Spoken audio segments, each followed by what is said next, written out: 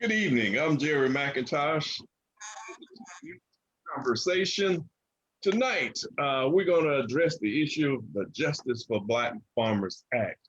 We're going to talk about that and other hot topics later in the show.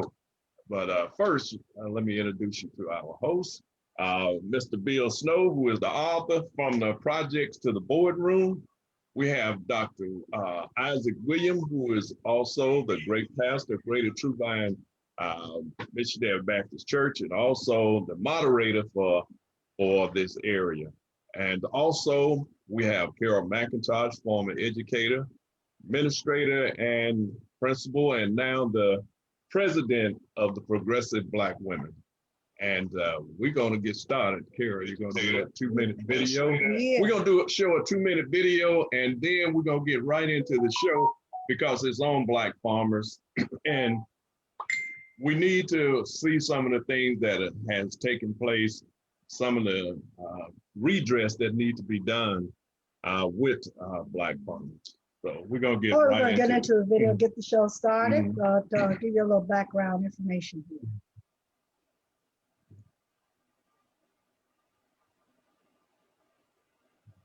Living off the land and running into roadblocks. ABC Action News in-depth reporter Anthony Hill today digging deeper into the claims that racism and discriminatory practices now kicking some people off their farms, and he's taking their concerns and pushing local leaders for answers. That's one thing in life that I do love. Since the beginning of this country's inception, Black people have had a connection with the land.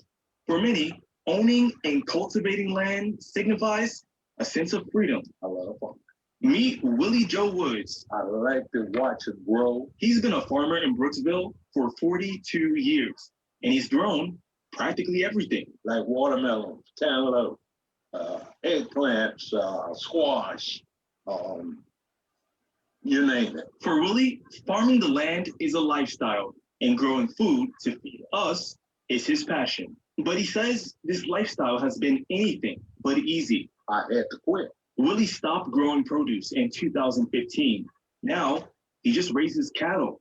He says there just isn't enough financial assistance to help struggling farmers. You do need a little bit of boost to help you along.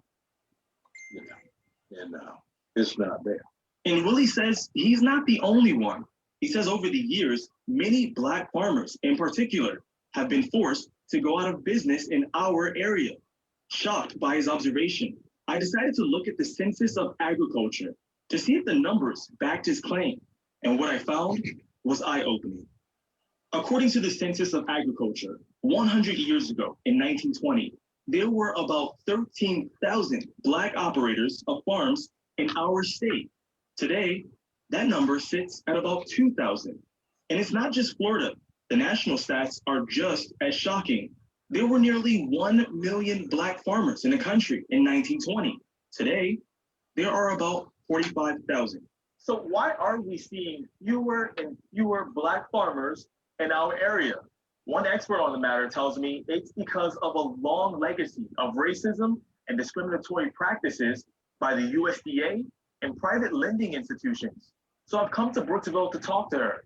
I want to find out exactly what are those discriminatory practices, in her view, that have made it harder for Black-owned farms to stay afloat. A lot of those discriminatory practices were still ongoing. Dr. Latricia Wilson is a part of the Florida Black Farmers and Agriculturalists Association, and she's an expert on the history of Black farming in Florida. We noted that our Black farmers were losing their land at alarming rates. She says one of the major reasons why we're seeing fewer Black farmers is because they aren't always offered the same financial opportunities as white farmers. What they found was that, unfortunately, they would give other farmers support and help and financial support, that is, during hard times, whereas the Black farmers were not given any or very little. She's talking about the Pickford lawsuit, It's the largest agricultural class action lawsuit to date. It started in 1996 when thousands of Black farmers banded together to sue the USDA for racial discrimination and how they allocated farm loans and assistance. And they won. The federal government had to pay more than $1 billion to thousands of Black farmers.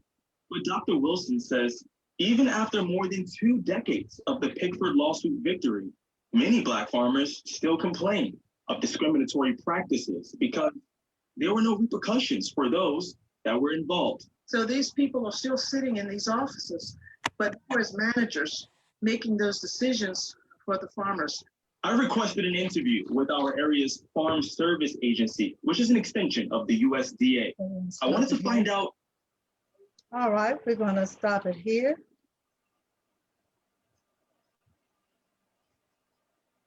And now we're going to once again introduce Howard Gunn.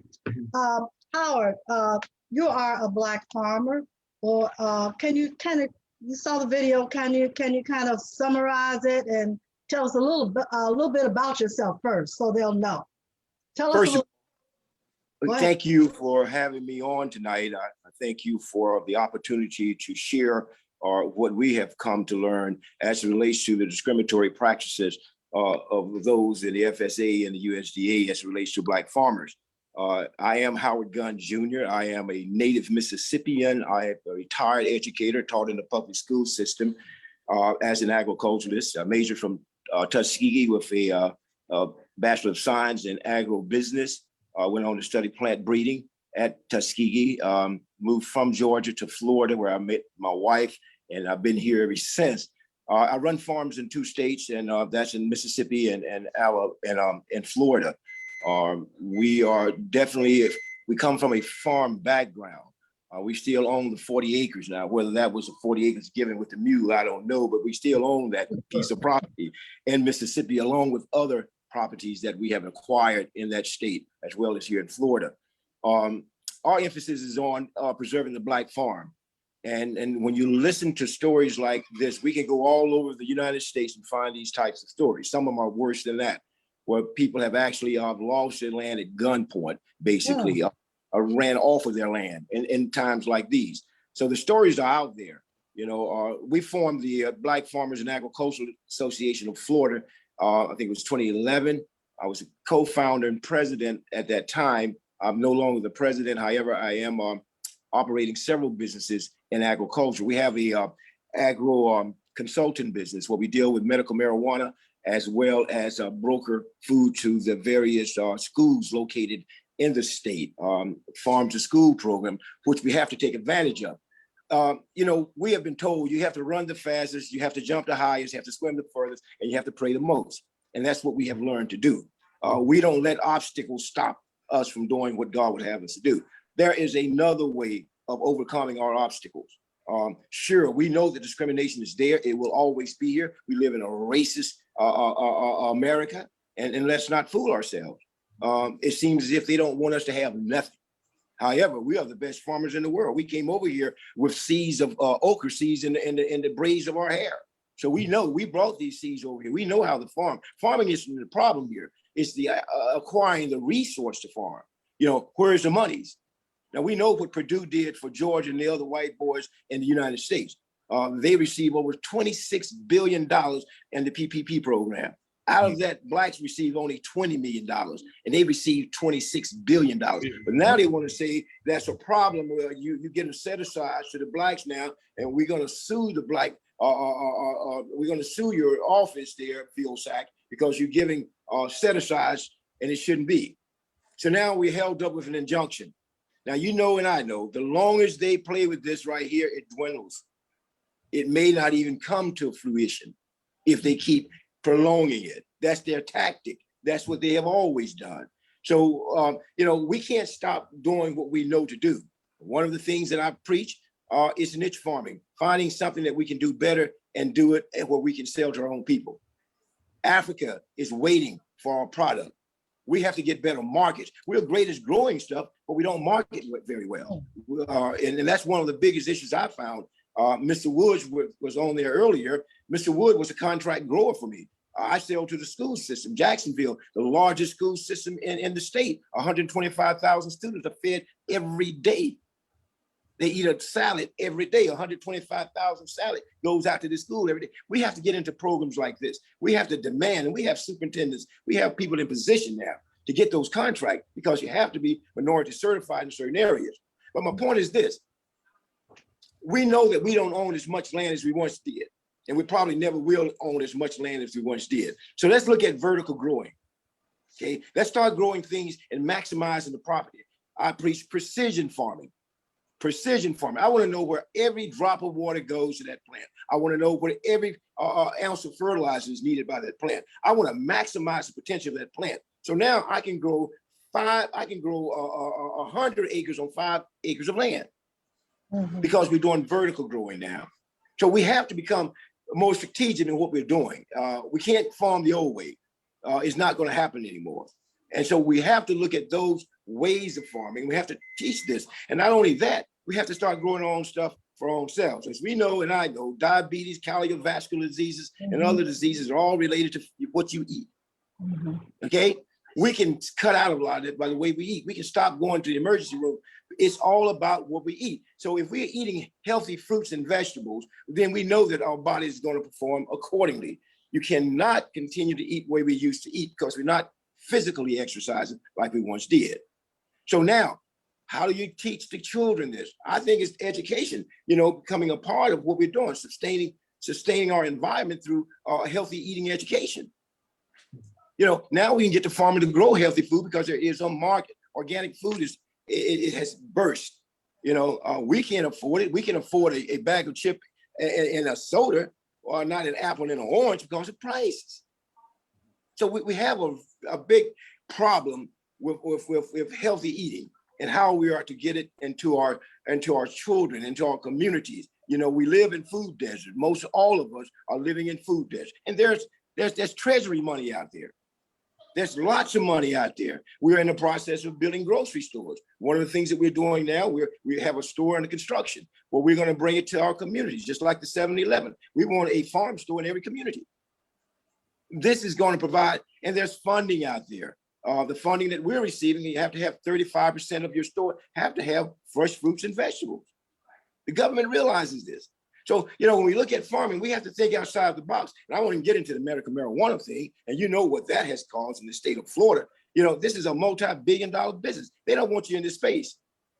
Right. And we don't have a black license in the state. We have one black license that was bought by a rapper, but it wasn't from application. It was because he spent this $35 million to get the license. This is how lucrative this business is. Now they just opened it back up, where he said that the black farmer will be the first one to get a medical marijuana license. Well, that license value is around $35 to $45 million by owning the license. But we're not in that space, because you have to have $60,000 just for the application, non-refundable. You have to have $5 million performance bond, and you have to show your proof of funds for 2 years between $10 and $15 million. Now you tell me, how are you going to get in this space? Right. And it is purposely done, as far as I'm concerned, to make sure that you can't get into that. It's like housing. They pricing you out of the market. Exactly. Let me ask you this, Howard, do you see any young people coming into the farming field? I do. We have secured over $500,000 in loans and grants for those under the age of 25. We did that back in 2017. We had those who had property that wanted cattle, so they went into the cattle business. And that was easier to get the cattle loan than it was any other loans. However, with the limited amount of land available in Central Florida, we're finding it very hard now to run cattle, because the price of land doesn't support that.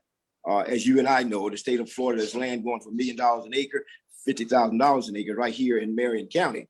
So that takes away the property to run cattle. Now we are in Brooksville, where we were instrumental in securing 3,800 acres of land in Brooksville through the USDA. Dr. Magnan was president at that time. She and Dr. Green and I and others was instrumental in securing that property. So we do own 3,800 acres of land, and we have cattlemen down there who is running 200, 300 acres of cattle land in Brooksville, Florida, by FAMU. Mr. Gunn. Go ahead. Yes, sir. Go ahead. Just a question to Plunder. I noticed you said there's only a limited amount of funding that you could allow these young Black farmers in the form of a loan. Isn't there money out there that they can get a grant so that they don't go in the hole starting off, that we can give them $25,000 or $50,000 grant over a 3 to 5 year to get them the seed money to get them working. So from there, then they, because if you owe, you got to pay a $3,000, $4,000, $5,000 a month loan, and you only making $4,000 or $5,000. Yes, sir. Okay, go ahead, sir. Yeah. I mean, we will. The grants are not something that you can depend on. They hit and miss with the grants. There's no agencies out there that I know that would, and they would do small amounts. But the type of loans that we're talking about is from the FSA, the Farm Service Agency, and they are required to assist younger farmers. Especially those kids that are showing their cattle, are showing their hog, and the FFA and the fair and that kind of thing. So when they get out of high school, they would have accumulated enough money, basically pay their first 2 years of college, and they can then go on to get an operational loan. So we was building them up because most of these kids were in the FFA in high school. So they were able to sell their calf or their cow for 4 consecutive years, making $4,000 probably on a calf. So then they go and apply for the FSA loan. Now, the FSA offices are just, they need to be dismantled because they're prejudiced. They don't want to tell you anything. I have gone to, I don't know how many mediation that I have to go through in order to get things done. They will not honor the loan for some reason. You have to go through so much, but we've been successful with the mediator, and we've even gone to the Civil Rights Department in DC to express our concerns about what they're not doing here in the state. And this is not only here, it's in the same way in Mississippi. It's the same way in Arkansas. It's wherever there's FSA office, farm service agencies are paid by the tax dollars, but yet they do not want to share that knowledge with you. Mr. Gunn. Go ahead, B. Mr. Gunn, back in the early 80s, Ronald Reagan, his administration paid billions of dollars to farmers not to farm. How did that affect Black farmers? What portion of those billions did you get? And how did, or if we ever rebounded as a whole, not just Black farmers? Well, those are subsidies. I mean, the white boys get the big stuff. I think they got $1 trillion last year in subsidies. They pay you, they call it payment in kind. They pay you not to plant wheat, or they pay you not to plant so much of corn. And then you put your land on idle, they pay you. Now you got boys out in the Midwest that got 5. These white boys got 5 and 10,000 acres land, and they're senators and representatives, and they're getting those funding not to grow. So they're making the rules. So when you see that kind of profit, they're not going to change the law. These are subsidies. White boys get the subsidies. We don't get anything, So I don't see that changing. As a matter of fact, with Perdue getting out of office, he had to stay there. We really probably would have been in a worse mess than we are now. Now, Vilsack is back in office, but we had problems with Vilsack when he was in office before. Now he comes back with this rescue plan where we get $5 billion goes to debt relief, and $4 million goes to debt relief, and $1 million goes to technical training. Now, they have sued the Black farmers, or the government has sued the United States government for trying to implement something that is right. And now we have an injunction. So we're not moving it. We don't know. I mean, we got letters saying your loan's forgiven, but until they actually forgive the loan, it's not forgiven. Right, and these are white farmers that have sued the government to stop Black farmers from getting these USDA loans. That's correct. During the Trump administration, when he had put the tariffs on out there, they got as much as $66 billion. Oh yeah, in a couple of years. And that's right. In 30 days, they had their monies. Yeah. This is what I'm talking about. What they delayed with the Black man. It's always been a delay. Well, it just ain't right now, or we're just going to give you, how the sharecropper would tell the Black farmer, well, John, you had a great year, but you just didn't make it quite to where you need to be to have your debt forgiven. So John works another 3 years on the white man's farm. This is their tactic. Mhm. You know, Yeah. this is what they do. Delay, delay, delay, and hopefully you forget about it, or you get tired of fighting, you know, you're tired of struggling, or you die, like some of the black farmers have already died, owing debt. The children are left with nothing. They're left with a debt bill. Yeah. You know, and another thing I want to stress, we talk about black farmers. They always talk about we suing the black farmer.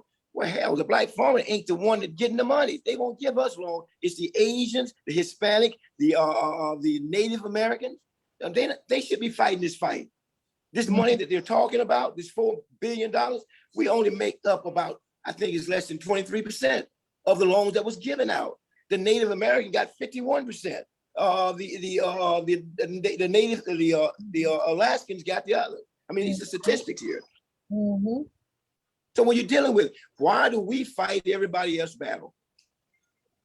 Yes. Did we lose how? Did we Well, I lose? think he asked, well, okay, I thought he muted himself, but yeah, looked like we lost his feed. Okay, well, go Yeah. ahead. I'd like to have Carlton on. Hey, Yeah, thank you. Very yeah. interesting conversation. Very good to see y'all. What's up? How y'all doing? Hey, brother Our war Carl. buddy. He made some interesting points. Then here he Yeah, comes yeah. back on. I have a question for him when he comes back on. Okay. Interesting to say the least. Yes, indeed. From 14,000 all the way down to 200. That's an incredible statistic there. Yeah, Mhm. but Farming from the video. yeah, in 19 between 1910 and 1920, we had 1 million Yes. farmers. Mhm. 1 million. And now, 45,000. yeah, around 45,000. That's really sad. And like he was saying, Well, right here where I live, I'm out in the country today, and my mother, that's where I grew up. My granddaddy had like 600 acres land. All the land around. Sorry, I got popped off.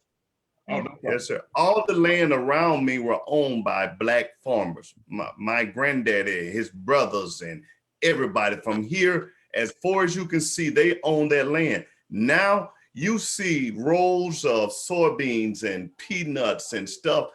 These white guys that came in here and bought all the land up. They really just like took it. Because Yeah, some of them paid their taxes on it. They went over to the courthouse, got tax deeds. They just took that land, and now land is going as much as $30,000 an acre. Yes, When they paid like right. they paid like $75 an acre back when my granddaddy had the land. He wasn't getting $100 an acre. Now it's $30,000 an acre. That's right. Something is Or more. wrong with this picture. yeah. Well, a landless people is a hopeless people. When you don't own land, you can't say where Walmart is coming or where the school is going to be built. You can't say when they get ready to put an interstate through your property, which they did back in the day. They went through the black neighborhoods and they took their land for eminent domain. This is what they do. But if we're not vocal and we're not in those positions, we basically are not heard. Mhm. Carlton? And so, You yeah, got a very nice question? to meet you, Mr. Gunn. Pleasure. Definitely. And so I just have a question to ask you, just like literally just based off of what you just said. So now that Biden is president, right? I know that he's already pushed forward on some initiatives to assist Black farmers. What do you think about what he's done? And then what do you think he still needs to do? Well, first thing he needs to do is he needs to restructure the FSA office, USDA office, for the local offices, because this is where our challenges are. They stop us before we get to the door. That's the problem there. The FSA office, then they have a local committee that decides on where the money goes. So if you got these boys who are growing soybeans over here or corn over here, they're not so interested in the small farmer because they're growing hundreds and hundreds of acres of soybeans. There's one white man there in Mississippi that does 10,000 acres of beans and corn. And he sits on the governing committees. So you coming in here and you saying, well, I just want to do this or this. I want to do maybe 10 acres of this or 10 acres of this. They don't see you. So these are the problems that we face as small farmers. Now you got to understand, when I say a small farmer, we're talking about 200 acres and less. That's a small farmer. Right. Okay. Yeah. Mhm. Hey, I got a question for you, Mr. Gunn. Yes. Do you think that the Biden would allow you to come up there and run that office for him? Because I No, like you know what? I wouldn't want to be in that way. I want a medical marijuana license so I can make money to help my people. Because I know the value of the license. You know what I'm saying? I want to put brothers in there. I want to decriminalize them, get them out of jail. You got white boys walking around with a bag of money and smoking marijuana and never spend a day in jail. We got black boys who are spending 5 years for 2 joints. Mhm. Yeah. You know, I'm talking about medical. Now, I'm not with the recreational marijuana, but I do believe that there's some medicinal properties that comes from the medical side of marijuana. And as a plant scientist, I have discovered there are. Instead of the Oxycontin and all these other addicting drugs, let's have our pain relieved by God's nature, God's plant. I agree. Mhm. And you know that they disqualified the young girl from running in the Olympics for Right. marijuana. Yeah. Yeah. Like it's supposed to make her run faster or gave her some kind of anything is slowed her down because she relaxing. You Yeah. know what I'm saying? Yeah. But Well, you know, anything to hurt us. well, you know, Phelps, the world's greatest swimmer, was caught smoking, and they gave him a raise. They gave him another job. 5 times. Yeah, Yeah. 5 times. They put him on the Wheatie box. You remember? You know, that kind of stuff. So, That's exactly right. let's not be ignorant to who we are, and you know that the struggle will always be. So let's act as if there is a struggle, and stop trying to fit in with what they're doing. They don't want you to have anything. It's obvious. Right. I'm telling you. Well, tell us a little bit about the Justice for Black Farmers Act.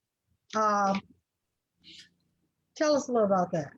Well, you know, we're asking the Biden administration to look in on the discriminatory practices in each of these counties and each of these states, because we know that some states are more they're more racist than others. I mean, they all are racist. So if Biden has put on his team, especially at the Civil Rights Department, a young lady by the name of Attorney Monica Raines, that was at Florida A&M University, and I think she spoke in your area not long ago. Well, Monica is the Deputy Secretary for the Civil Rights Department. And this is what we're asking him to do, put people in key positions so that we don't have to worry about lawyers, to pay lawyers to represent what we're doing. See, our biggest problem, we could stay out of jail and everywhere else if we had enough money. Right. Mhm. You know, it's a money thing. You know, so we're asking Biden to put people in position that will represent us. You know, we want them to, our HBCUs, we want them to strengthen our HBCUs as it relates to giving more funding for agricultural programs. When you look at the University of Florida, and when you look at these other agriculture universities, they outperform us 10-1. And this doesn't have to be.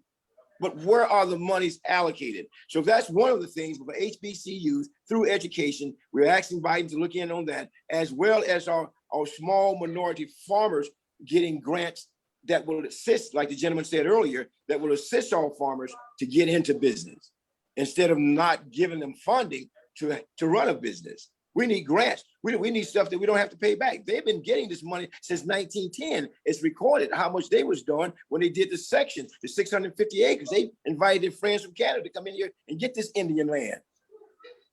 You know, but we wasn't given that opportunity. But we did manage to accumulate over 20 million acres of land from 1920 to 1960. But now we own less than 4 million acres of land in the United States through Jim Crow tactics. You know, it's all, you know, we can say, I can say a lot more about it. I'm very passionate about what agriculture means to me. Growing up on a farm in Mississippi with a grandmother and a great grandmother, it taught me a whole lot about the value of ownership, land ownership. And not only did we own that land, but we have accumulated, I don't know how many more acres, just because it was instilled in me that, you know, you can fish on your land, you can hunt on your land, you can eat from your land, and therefore they can't control you. Right. Do you see that same passion with the younger generation in regards to farming? There are those out there that are very passionate, you know, but we don't have a whole lot to offer them. You know, they get excited about this field, and then they see so many challenges that they give up.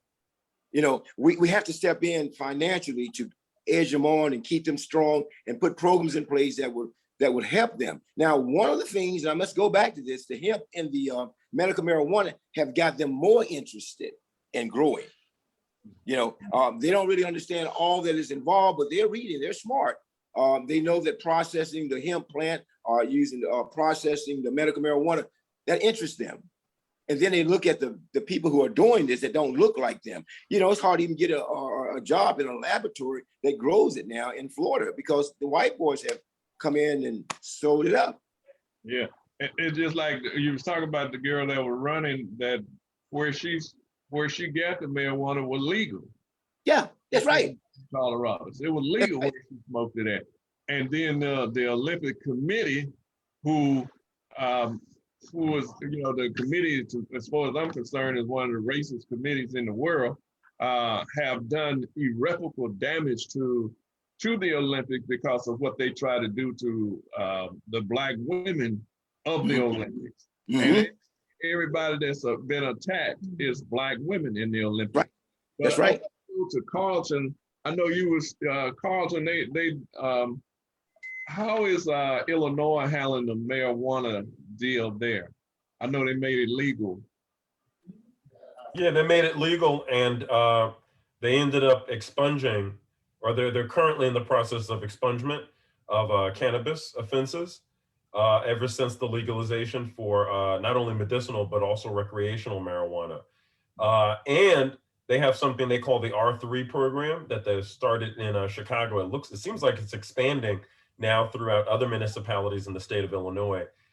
Essentially, what they're doing is they're taking the money that has been generated from taxes, from revenue from the marijuana sales, and then they are reinvesting that money into specifically advocacy community-based organizations, direct service providers, and directly impacted individuals in neighborhoods in the community, like the south side of Chicago, the west side of Chicago, that were most directly impacted in an adverse way by the war on drugs.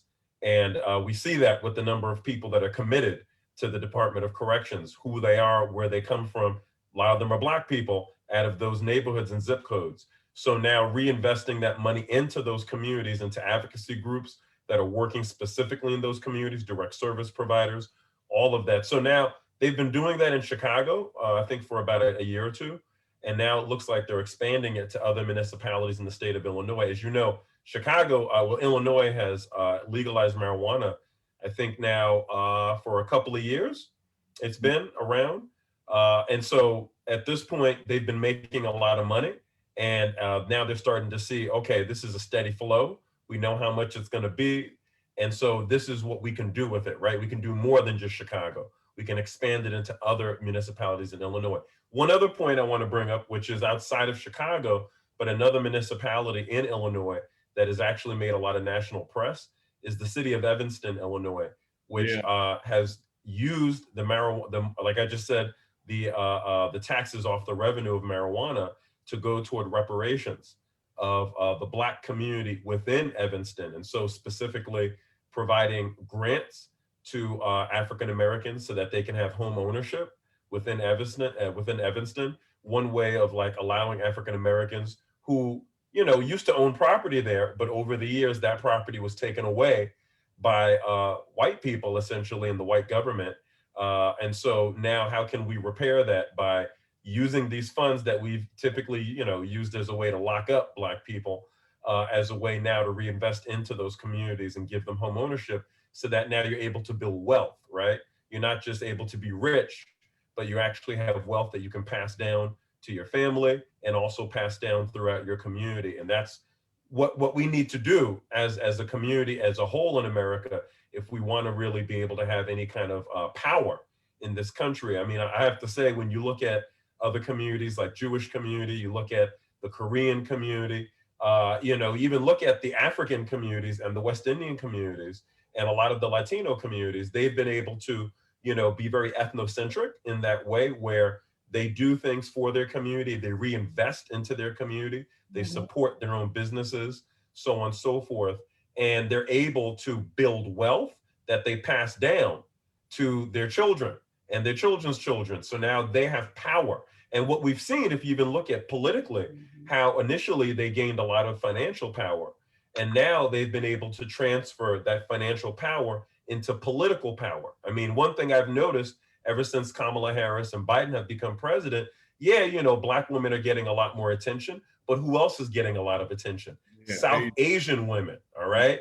They're getting a ton of attention, all right? People are not seeing that. There's a lot of positions and roles of leadership that South Asian women in particular have been placed in because of Kamala Harris and her heritage. So we're seeing how Asian people, not only, you know, Asian people from like China and Korea, Japan, so on and so forth, but also South Asian people from like India, Pakistan, so on and so forth, those countries as well, Kashmir, all that, they are also building power. Look at who's in Congress. When you look at, what's her name, Jayapal out of Washington State, she's South Asian.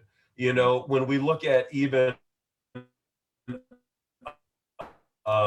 there's, I know one of the Illinois congressmen, I cannot pronounce his name, he's Indian. You know, I mean, there's a lot of Asian people, including Vietnamese, Republican and Democrat, both, right? I'm not just talking about party lines here. It goes across party lines. You're seeing a lot more Asian people taking power. And this is something that has been going on for decades where, like I said, they first had that financial stability and wealth they built. And they were able to do that. They used the, you know, the programs, and they took advantage of different like ways to game the program to build their community wealth. And now they've transferred that to power, political power. And eventually, you know, we are going to see, in my opinion, at some point, a majority of South Asian and Asian people in Congress. And that's going to be interesting to see that when we've been talking a lot about Black people coming up because of Kamala, but not talking as much about the Asian community coming up as a result of Kamala Harris, right? So, you know, it's just something to be on the lookout for. But I do think it's interesting what Mr. Gunn said about how the licenses are distributed amongst like Native Americans and people from indigenous of Alaska, and then Black people. I feel like a lot of the Black Lives Matter rhetoric has been used as a way to kind of make it seem like, oh yeah, we're bringing about more diversity for Black people, when in reality, it's benefiting other groups, minority groups, more than Black people. A good example, affirmative action was supposed to do that. It actually ended up benefiting white women more than any other minority group. And that's why white women, if you look to this day, who do you see out of the minority groups in a lot of positions of power? Usually white women, okay? Right. You know, a lot of white women, and that's because of affirmative action, which was fought tooth and nail by Black people back in those days, because it was supposed to especially benefit our community. It ended up not. And so, you know, I just feel like, you know, as to what Mr. Gunn was saying, I think this whole Black Lives Matter movement is also being used in a similar way, right? Yeah. Like, oh yeah, more diversity. When reality is we're looking at other groups, not as much Black people. Brother Gunn. Yes, sir. Before please, to all you who are watching on, let me say that you can catch us on WBQP TV, Roku, Fire Stick, and YouTube. Go to Vernon Watson on YouTube and subscribe to the show. It don't cost you anything. Vernon, WBQP TV. Be sure to check 12.1 channel on WBQP TV. And our web page as well. And the web page as well. The Macintosh Principle. The MacintoshPrinciple.com, and you can click on Facebook. Brother Gunn, I know it's, you know, it's hard to get a license if you don't have the kind of money that you are talking about. You said to get a license now, it's around $60 million to get. $60,000. No, $60,000 to get the application. The application is $60,800 just to get the application. Non-refundable. Non-refundable. Non-refundable? Non-refundable.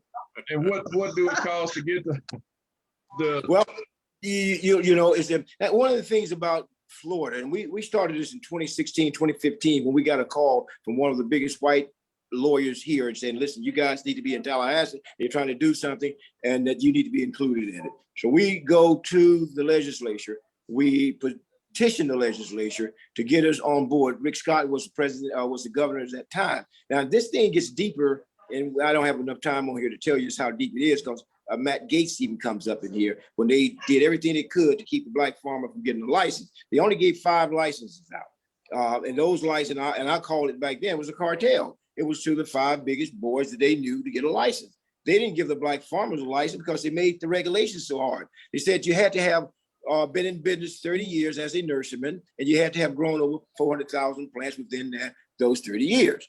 Well, I mean, there wasn't a black farmer that had done that, because we were in the lawsuit, Pickford versus Glickman, with the discriminatory practices that the USDA had done. So we presented that to the Senate on the Senate floor. They said, sure, you guys are right. You're the only ones who have sued the USDA and won. So therefore, we're going to set aside 3 licenses. Okay, we do that, 3 licenses, right? They put it in statute. Then we get a lawsuit filed by a black man who said that they wasn't allowed to get into the Black Farmers Organization, which wasn't true. It was that we had shut the organization down, and he sued and got an injunction against us while we fighting over this bone. You know, this is what white folks do. They throw a bone out there and we fight over the bone. While we're fighting over the bone, they come and steal the bone and run away with it. You know, and that's what it was. And that's what went down. And so then they put it on, they wouldn't give me out any more license. You had to have over 300,000 patients before they would give out the next 4 license. And then the storm came in 2018, so they shut it back down. Then this happened. So they now finally are going to release the license for 1 black farmer that was a Pickford litigant in the class action lawsuit. Okay, only 1, you get that license. Now, after the black farmer received the license, they're going to open up 16, 18 more licenses as a general license. But again, the licenses are very expensive to get because of the things that they put you through. So, you know, you always have to have a venture capitalist or somebody that believe in you enough to put up the monies to show proof of fund for 2 years. And that's very expensive. Where's that 35 million you said costs? Well, that's the value of the license once you receive it from the Department of Health. You pay 60,000 for the license and For the automatic value. For the Well, the value of the value of a medical marijuana license in Florida have sold as high as $50+ million. Okay, back in 2017, 2018, I think there was one that sold for 65 million just to own the license. So the value of the Florida license is anywhere between 35 and 45 mils right now, just to own the license. Okay, so that's what they don't want you in, because it's a money maker. Now, Trulieve is the biggest medical marijuana distributor in the state. I think they have 85 dispensaries.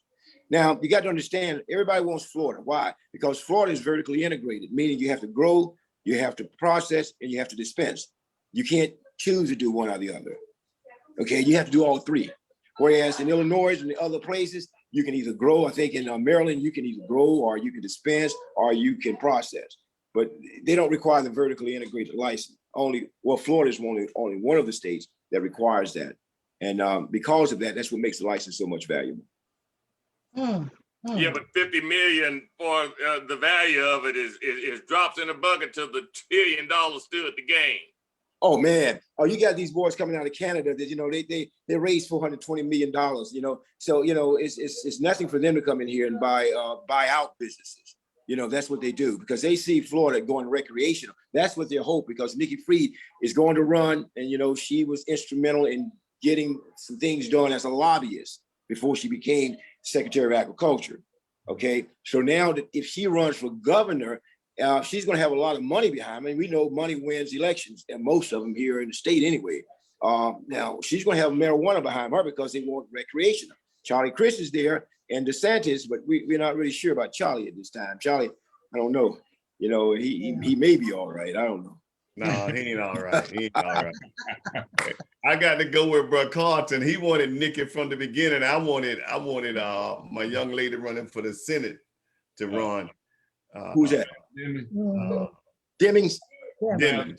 I want Val to run. I believe, but I believe they got the right team. I believe both of them can win now, because I was looking at an article a few days ago on one of the networks, and all the big times political people believe that she can beat Rubio and they're gonna flood her with money. So they flood her with money, and you said the marijuana people gonna flood Nikki. Charlie, old Republican, for trying to pretend like he a Democrat. He not. Yeah, you know what I'm saying? That's Carlton friend. You know what I'm saying? Oh man. Yeah. But that's what's going on in Florida. You know, we can grow anything here in Florida, and our seasons are great. I mean, we grow all year in South Florida. You know, we had watermelons, and we were selling watermelons to the school system in February. You know, unbelievable compared to other states. So we have a good system here. And one of the things that we don't realize, if we were to bring our resources together into the storehouse of the Lord, then we were able to help ourselves. But we don't practice that behavior. You know, I look at collard greens in the winter months between Thanksgiving and Christmas. We eat more collard greens than that time of year than we ever eat in our lives. But you know, you got 25,000 members in one church. You got 15,000 members in another church here in Florida. If they would all buy collard greens from 2 or 3 black farmers, we can employ young men during that time. You know, that's a multi-million-dollar market for about 30 days. Everybody eat collard greens on Thanksgiving in Mama's house, or grandmama's house. If we could only channel that energy into, and we're not talking about the out-of-state eaters, we're talking about the Florida eaters. So if we could just get these churches on board, say, hey, listen, let's come together. We're going to buy from Reverend Gunn. Are we going to buy from Reverend Sneed? Are we going to buy from Mr. Joe? He sells collard greens. You know, we can get it there overnight with Amazon now. You know, support us in the sweet potatoes. I mean, these are things that we grew up eating. We know the value of it. But how are you marketing this? You made a statement earlier about marketing is what we have to really get into. How are we marketing this to the churches? Start with the churches. Start with the black churches. Okay. By ads, by radio, or well, you know, black churches. Reverend Williams, about the black farmers, and that you can do this? Were you aware as a pastor? Well, I like his concept, but he has to get into the circle of the clergy to tap into. You see, the clergy is almost like politics. You know what I'm saying? So you got, if this pastor think that he's gonna become the big shot, you got to bring him to the table in a way where one person is not going to go up and the rest of them going to be left behind. And so, because several times our major organizations, we've came together on an initiative to find out later that one person is behind the door dealing with someone, and now you left holding the bag. So we got to find a way to get people to the table and say yes. Just like we wanted to put all our money into one bank, like all the tithe offering go to one bank. Then people get mad. Like that one guy that you said come and sue you all, said, well, you all won't let me be a part of, you all kicked me out of the organization because of this. And so it causes problems. It's kind of like politics. You know, you're trying to get everybody together. They'll be together initiative. We have a major project that we're doing in the state of Florida, where we're trying to do that will bring billions of dollars into our organization. Wow. But if we are not careful, we ain't gonna get anything. Did you catch that? We're trying to keep it on the wrap. And so that once we can do that, now we got a platform also to direct a lot of other people, just like you saying, to the black farmer, to different things. Once you got money, you have a tool now to empower. Yeah. But if you don't have the money, they don't bit more care what you say. You come in there, they say, how much money you got in the bank? Well, we got $1 million now. We ain't thinking about your million. Million is like $10. You ain't got you 300 or 400 millions. They don't want to talk to you. What's $1 million? You get $1 million in a lawsuit now like nothing.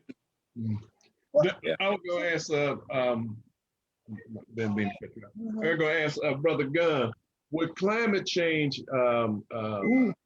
dealing with, how is that hurting farmers as well? Well, you know, that's a serious discussion there, you know, because it's real. I mean, you know, our farmers years ago could not, you know, they could probably predict when to plant, watch the moon, did those kinds of things, and didn't have to rely on irrigation. But now it has come to a point now, if you don't have an irrigation system, I would advise you not to get into growing, not here, because it's so much uncertainty. Now, grandfather, and they did that. They didn't have to have irrigation, but now it's so unpredictable. The season's changing, so it's important now to even do like Bill Gates. Bill Gates bought over 15,000 acres in Florida to grow indoors. He's growing a lot of his stuff indoors now. He has some of the biggest warehouses that he's putting in Florida. He's growing year round now. We're talking about we can control the season. You know, that's where it's going. That's that vertical growth I'm talking about. That's that controlled environment. That's precision farming. And they know that. You said, why would Bill Gates get into buying so much land and building these greenhouses and go? Because he knows that he can control with food. I mean, it's just, you know, if you can't get the food, if the stuff, I saw it in Atlanta when the pandemic hit Atlanta, they stood in line to get meat from Costco and other places. They had a line going around the building. Well, we have cattle, we have other stuff. We put it in the freezer. I don't worry about food in that respect. But there are inner city people who have to go to the grocery store. If I can control you, I can raise the prices on you. I can tell you when you're going to eat, or I don't have to bring the food here. You know, this is a serious thing here, people. This is very serious. We are too dependent on other people for our survival.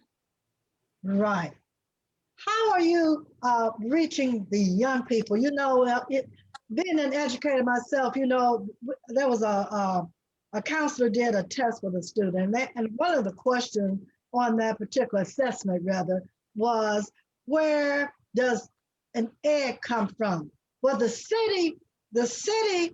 young girl that had never been on a farm, knew nothing about farmers, she said the refrigerator.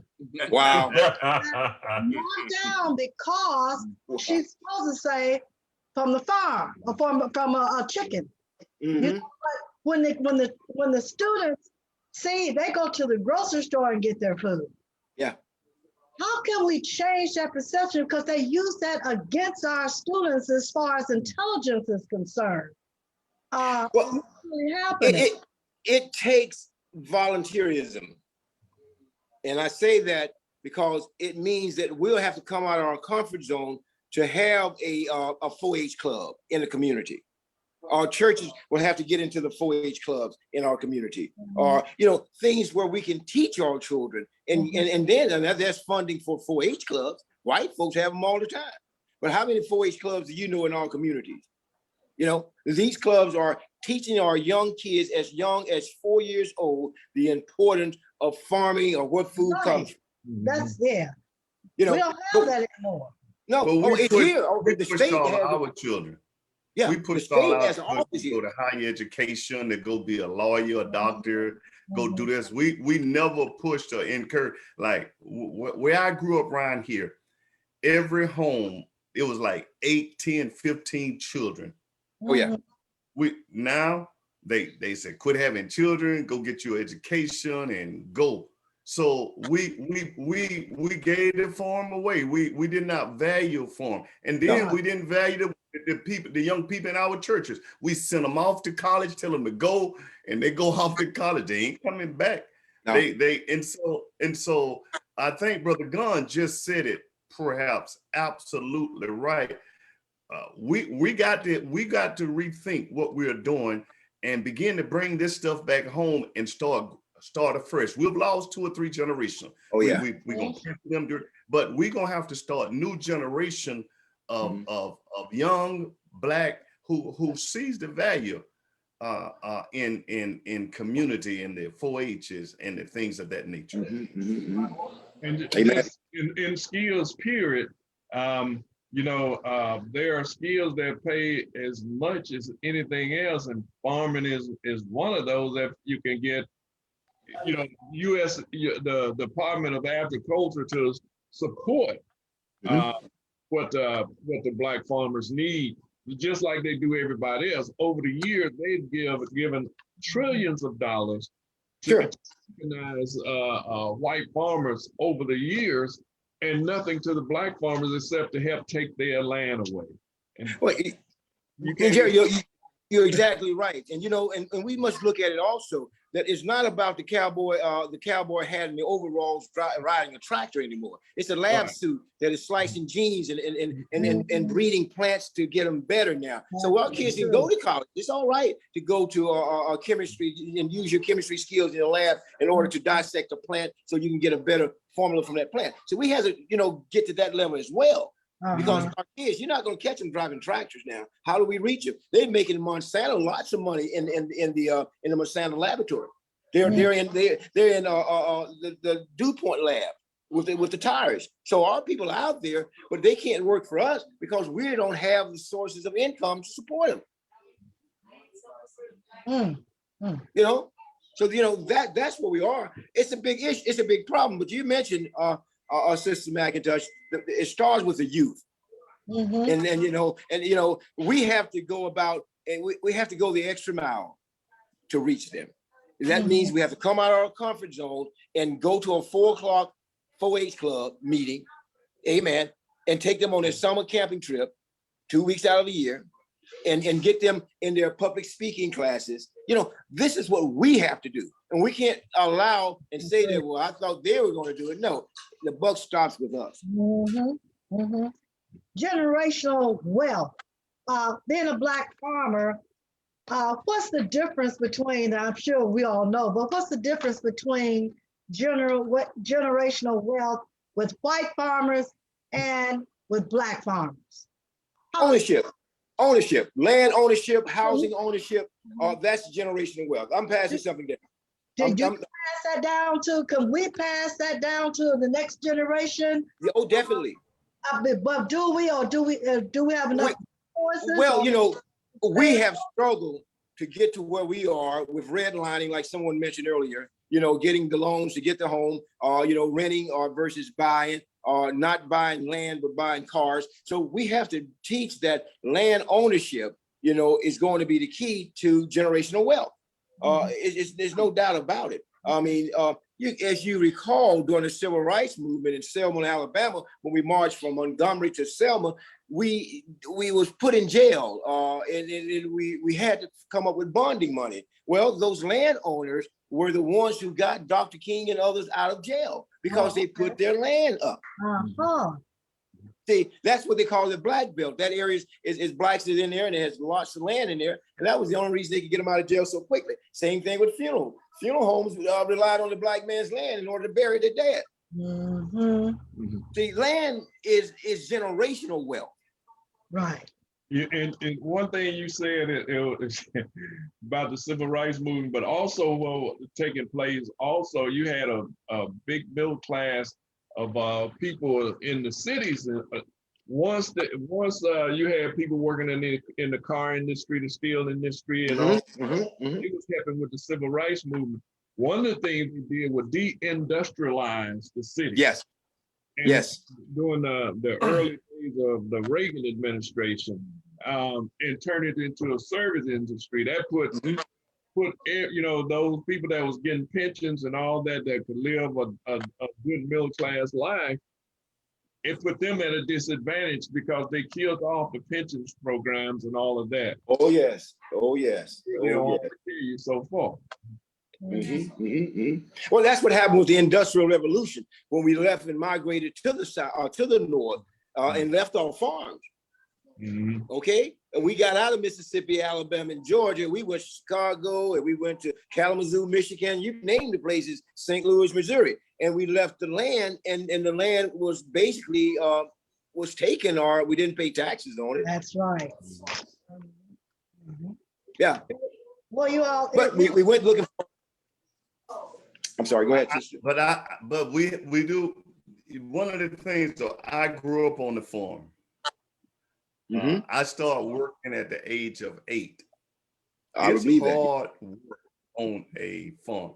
We work all day long from sun up. You every kind of animal you can just about name we had. We grew just about every crop that you can name. I can name y'all haven't even heard of. Have y'all heard of tongue laws? What is it? Y'all never heard of that, have you? No, what is that? That's a little ball that grow on these trees that they got this they make medicine out of it. Yeah. But watch this. Most of the people that grew up with me, when they got old enough to join the military, Yeah. They come about this farm. But now, if my granddaddy used to drive me around, he was wealthy, but I didn't know it. When he would go from neighbor to neighbor, he'll drop off a ham, he'll drop off a sack of eggs and stuff like that. If I knew what I knew now, I would have just latched on to him and asked him to turn everything over to me. Those 600 or 800 acres of land that he had that's gone now, we could have been helping so many folk, but it was hard working. But you got to get past that hard work. It's getting hotter. We used to see what they call heat. We call them bears.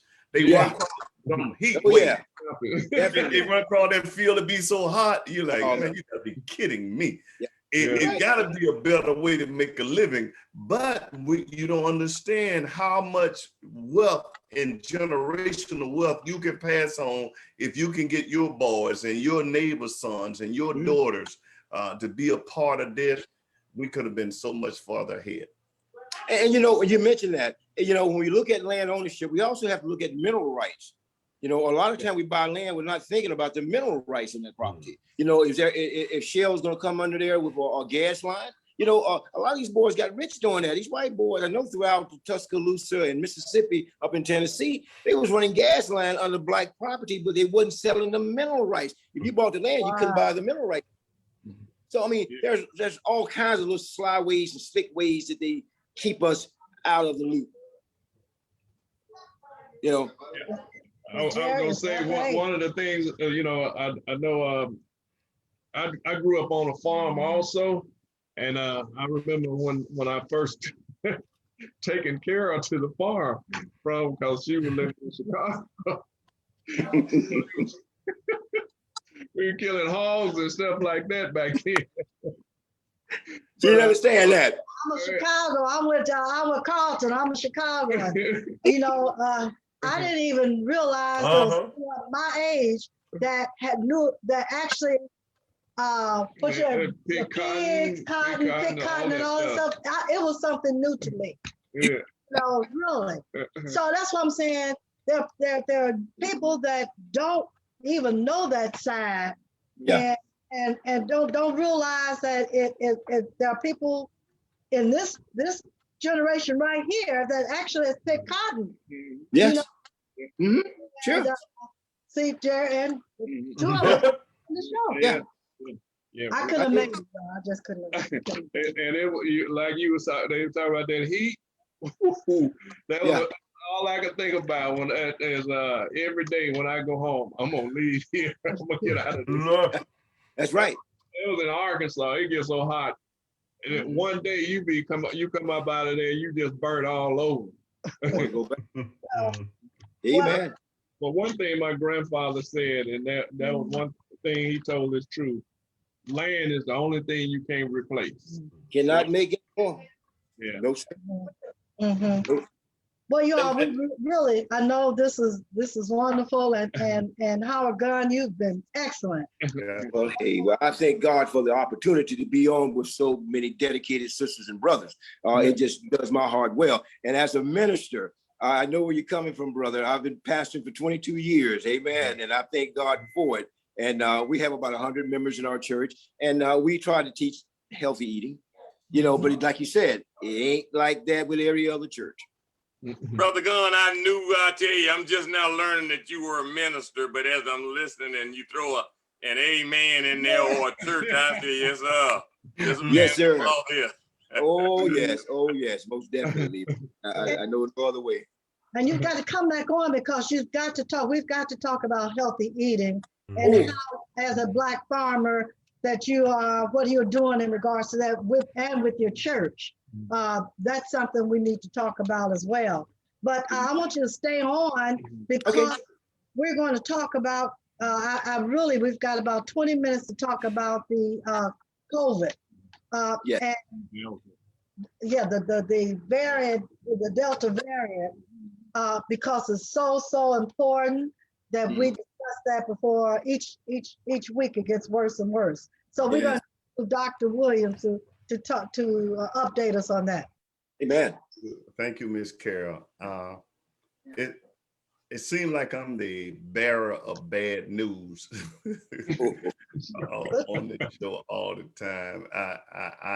In my honest prayer was by the end of the summer that we would have had our community, the Black and brown community, at herd immunity, which we needed to get them to 70%. Sad to say, one report says that we are stuck at 13%. Another one says 23%. Flip Wow. coin. Neither one of them is nothing. And here's the sad news. I've been following this Delta variant, and researchers revealed that it is 50% more transmissible, and it's affecting young people now at an alarming rate. The hospitals now are up 35% from that variant, and the rate of transmission is up 70%. So what is that telling us? They're telling us out of Missouri, out of Arkansas, Tennessee, that variant is going south just like it did last year. And by the winter month, when everything started to move back indoors, if only 1.3 out of 10, I don't know how you get 1.3 people, but let's just say 2 out of 10 Blacks are vaccinated. That means 8 is not vaccinated. They are not protected. And so the Biden administration made a comment this week saying we don't have a pandemic of COVID right now. We have a pandemic of the unvaccinated. And so for those who are not vaccinated, and my heart goes out, I do want to put a shout out to my mayor. I got word today, he has approved my grant. And we're going down to look at the funding. So we're going to bring on more people to get out there, and we're going to make a serious push from door to door, phone bank and everything, trying to, and we respect people right to say, and I Brother Bill have really humbled me. In fact, I preached a sermon about 4 weeks in a row called The Mind of Humility, because I attack Brother Bill, in not really attack, just saying, man, you gotta be kidding me. Wait a minute. People have a right. And so if we have to approach them in a fashion saying, I do understand you may have issues and why, and can I, and try to meet them where they are and try to move the needle. Because if you attack them, they're gonna do like a turtle. They're gonna go in their shell and they done with you. Man, you better stay away from me before I stand my ground on you. and so the good news is that money is coming in to try to get the word out and I'm partnered with at least about 10 other pastors here in the city. I'm going to give them some of the grant money. I'm going to deal with our Black media. I certainly want to deal with the platforms that I'm on, that you all can get the word out, encourage, and I kind of wish we could get on there and just get another shot, but you don't need another one right now to let folk know that it's safe to take that shot. But it's serious, you all. We're opening up. We act like the virus, this pandemic is over, and I'm mighty afraid. And Bill, he disagreed with me. He said, no, this is not going to happen. We're not. I said, they're going to come back this winter. We're going to be in the same place. It's my prayer we won't be in the same place. But if anybody got any influence, whatever, to help do it, I know that the Biden administration said that Facebook, and Brother Vernon corrected me, and I agree with Brother Vernon, that I say ought to shut them down, let them pass all that bad information. But I did a little research on Facebook. Out of the Facebook users, 85% of people who are viewing Facebook said they'll take it, or at least they're willing. So that's way past herd immunity. So we need to leave those platforms alone. We need to go somewhere else. That's all I have, man. I know I took a long time, but our numbers, they look bad. We got a crazy governor who's making t-shirts saying, fight you out of here and give me my beer and all kind of stupid stuff. Can't drink beer with a mask on. You can't drink beer in a casket neither.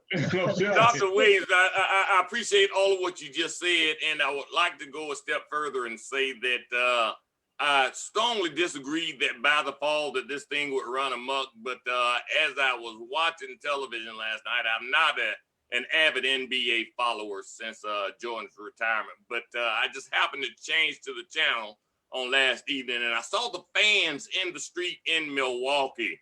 It seemed like all of them were maskless, and they were bumper to bumper, just droves of people with no mask on, just in an uproar when Milwaukee did something great. And I'm thinking, oh my God, and you popped in my mind, and I thought, well, Dr. Williams may very well be on to something if our behavior doesn't change. I thought that we would be more sensible, especially me having not been vaccinated yet. I'm very sensible. I mean, I wash my hands a whole lot before the pandemic, but I'm washing them longer now, and I try not to go maskless when I go into a public place, and I don't have a bunch of company anywho. But nonetheless, if our behavior doesn't change, I'm prompted to jump on that bandwagon and say that we are in for some serious repercussions in the fall as well. Let me say this. One of the things they said today that the hospitals in Arkansas, many of them are at capacity. They have no more beds in some of the places in Arkansas. In Mississippi, they got these young children that are on ventilators, on the ventilators now. They trying to keep them alive in Mississippi, and in Missouri up around there, the thing is so bad in certain areas that they don't, they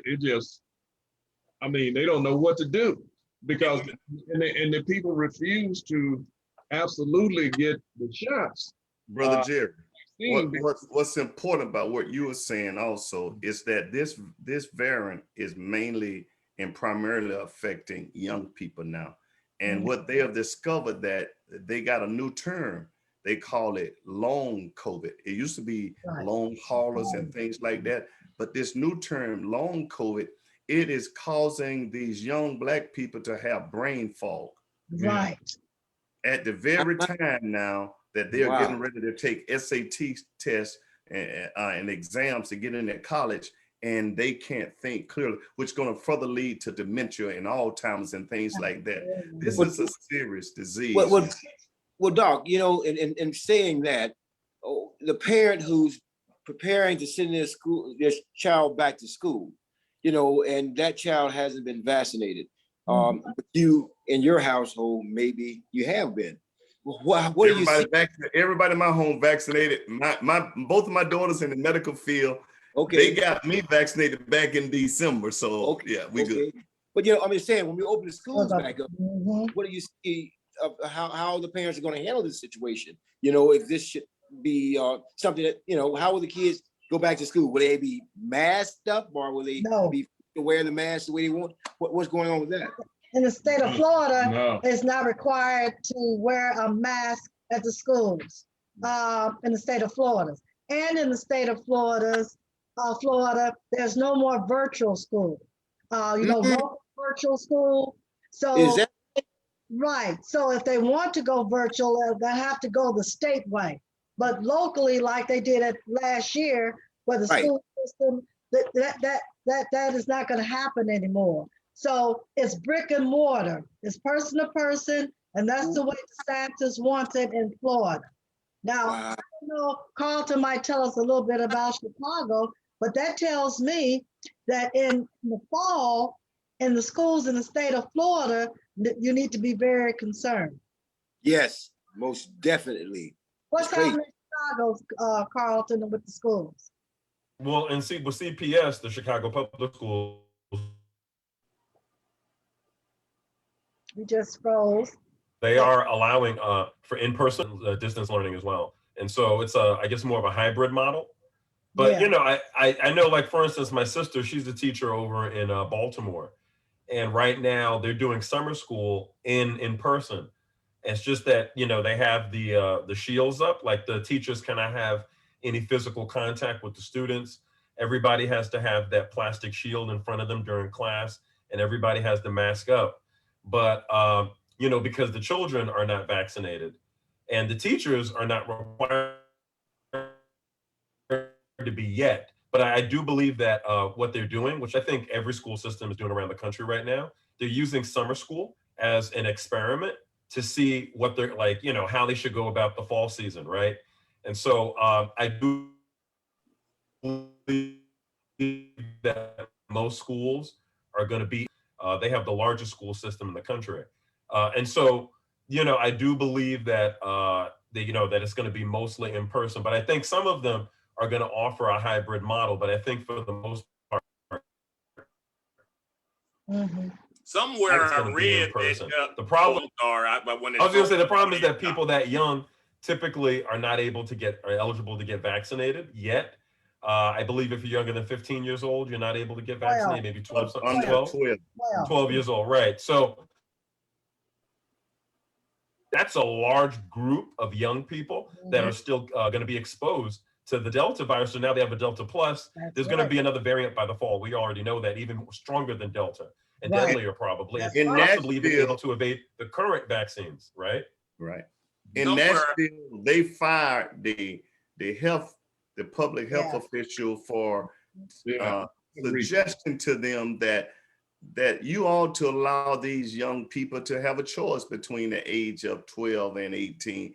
And they fired her because they are just that against this vaccination. And DeSantis now, he's going to remove all restrictions. All restrictions in Florida are removed.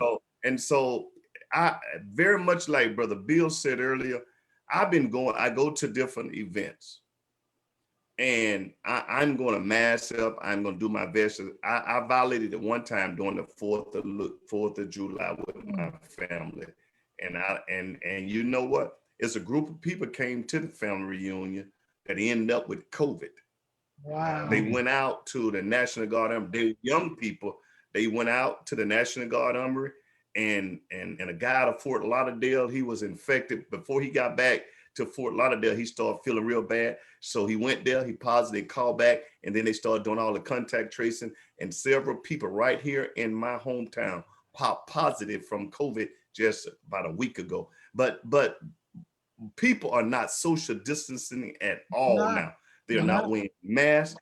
And so, but this is what I want you all to visualize. When you see 10 Black people, only 2 of them vaccinated. Just visualize that now. Whenever you see, I just went to 2 high-profile funerals. You all may recall here in Pensacola, a guy named Ladarius Clarity. I didn't go to that funeral, but I watched that one live. Did anybody watch that funeral? And they people got upset because I didn't go. But I knew they brought the whole football team in from Atlanta, and he was a very popular young man. They were packed in that church like sardines. They were packed. And I said, I mean, it was just like pre-pandemic. In the balcony, all around, in the wall, over in the fellowship hall, all outside. Sure, you know it's gonna be 2,000 or 3,000 people coming to a popular 19-year-old quarterback that got killed. Then this venue should have been outdoors or to something much bigger. But point I'm saying, I watched very intense at that funeral. And I noticed the football players, they all were masked up, but once they got to sit down, they took their mask off of their nose and just put it over their mouth. So what the purpose of having a mask if your nose is not covered? Another thing, Dr. Weezy, none of the choir was masked up. None of the preacher was masked up when they stood up. You see what I'm saying? So we gonna have. I hope no one got affected. It's my prayer that no one got. But they dodged a bullet. One person could have had that variant, that Delta variant in there, and a whole lot of people would be killed right about now. Another thing about, yeah, I was gonna say, when young folk are catching this virus now, they are dying a whole lot faster. I've seen some statistics say sometimes inside of 6 or 7 days of realizing that they have it. And I also want to take my hat off to Brother Carlton Myers for having a sister in the Baltimore school system. Man, that's a tough district there. So that didn't go over my head. And she loves it. Awesome. But you know, making a and difference. gentlemen, you know, in the school system, what we experienced last year, when the COVID first hit, how things were shut down and our kids didn't have the free lunches like they once did.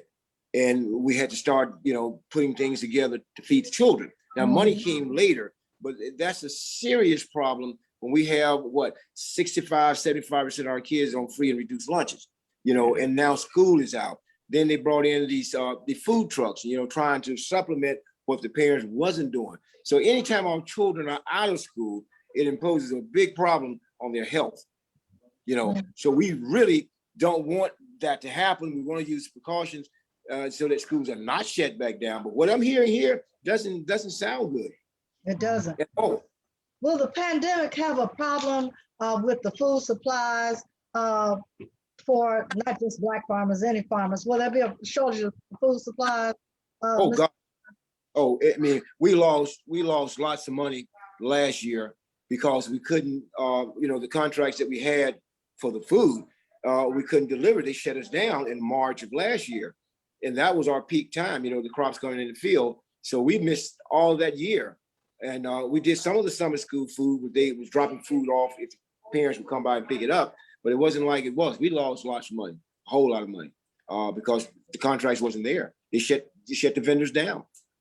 Will there be a problem with receiving meat? Last year sometime, Bill got upset because he thought there wouldn't be any more chicken. Well, you know, there was a problem with the chicken wing.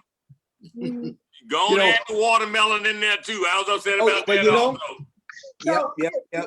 I tell you, you know, even with our peas, you know, we do these cream 40s and cream 8s, what you call a conch pea, which is so popular throughout Florida. That pea caught a disease, and you know, we don't spray a whole lot of chemicals on it, but it wiped out our first crop. And we was wondering, where did this disease come from? Because we hadn't experienced this disease before. Now, you know, you got some people spraying heavily on these crops to sell the crop. They're not concerned about your health. Wow. See, this is the problem that we're facing. You don't know what was sprayed on that crop before you got to your table. Now, you know, we hope that it was washed off, but not normally, because it's all about who gets to the market first. If I can grow my cow quicker than you can grow your cow, if I can put a hormone on my cow and make him eat, and he gets to the market for your cow, I'm gonna get more dollars. That's the game that they play in agriculture. See, agriculture is all about volume. The more you have, the more you're gonna make. Even if you lose this, you're still gonna make money because it's perishable. Fruits and vegetables are highly perishable. But the point that I'm making here, know your farmer, know your food. Why is there a shortage of chicken wings? I'm not just saying, I'm just serious. If you go to the store, you know you cannot find any chicken wings. And if you do, a little pack is $18.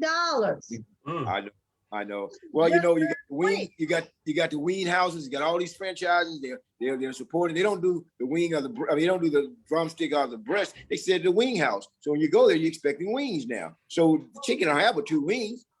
Right. You know what I'm saying? So you know, you got 2 wings. The meat is going, well, they're slicing the meat and other things. They're cutting it up and putting it in the little nuggets that you get and this kind of stuff. They don't do wings that way. So yeah, it is a problem. But listen, the chicken is the easiest thing in the world to grow. Yeah, it is. I mean, and it's good too. And they're good, you know. We ate organically before there was a word organically, okay? I chased the chicken down from grandmother. She feeds him corn for a week or 2. We chase him under the house that stood on stilk, and we go in there and wring his neck off. She cooks him. You know, that's organic. Well, first time I saw that, I was terrified. I was mortified. First time I saw a chicken with the head off and running around. That was horrible. Jerry, where you get this woman from? I'm city all the way. City all the way. Yeah, sister, I ain't mad at you. That's all right. Yes, that's the way we did it. Yeah. Wow. Well, we got to keep this COVID, you all. Everybody that got a voice. Yes, I need your help. I'm concerned about our community now. All those Trump supporters, they hollered about they didn't believe in no COVID and all that, but they done got the vaccine. I used to go around and watch. I used to go around stretched out. It'll be 200 people there, and it'll be about 5 blacks and all white. They done got their vaccine. They done got their vaccine. I promise you, they done got that vaccine. Then they go back and say, I ain't took nothing, like Trump. Trump had got the vaccine. He wouldn't tell nobody. That's right. They done got the Sure vaccine. So who naked? Who got the clothes off? Us. And that's who that virus is looking for, whoever naked, unprotected, unclothed. And when it hit us, and I don't want this to happen to our community. I started off going to an all black school all the way up to the 6th grade. I used to just love when I was in the 5th grade, they let us go over to the high school side, see those beautiful sisters in 11th and 12th grade. That was, I mean, that was like a sight to behold. Now then they send her to the white school and it just psychologically destroyed me. That's what I'm changing subject. I'll be quiet. Well, y'all, it's 8:28. Does anybody have anything else they want to bring up that they think would be of interest to the community tonight? Does anyone? I just want to say real quick, and maybe we can talk more about this the next show. Okay. I know that there've been a lot of demonstrations in South Florida because of the civil unrest in Cuba, with the way that the government is over policing the people and the food shortages, high cost on food and stuff that have led to protests there. It's just interesting with Florida's new anti-protest law that we did talk about in a previous show. Right. The way that it's being implemented or enforced, or I should say not enforced. I foresaw that. I foresaw that, and I on said the Cuban population. Yep. Because didn't they block the highway last week? They blocked the highway, major highway too. They shut the freeway down. And then DeSantis came out with a statement asking the protesters, "Oh, please don't do that again." Well, we all know he's trying to run for president, and he is trying to definitely, spruce up his Cuban vote, because he just came out with a statement today against the Biden administration about how he says that they're not treating the Cubans properly. Well, it's just interesting. Black Lives Matter. If any of them were to do a protest, would DeSantis come out asking them to, oh, please don't protest. Please don't. Right. Come on now. So I just wanted to bring that up. I just think that's interesting. We're going to have that on next Sunday show, because that is something interesting. That's something we need to discuss. A law is for everybody. That's his law. He passed it, and he has to uphold it. He can't say one group can do it, and the other group cannot do it. We're talking about next Sunday.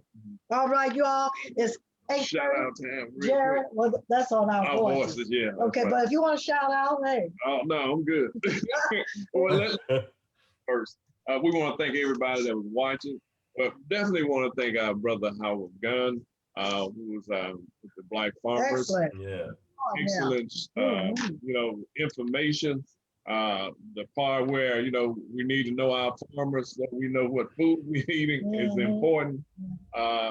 We talked about, we had something like 20 million acres of land at one time, and now we're down to about 4 million.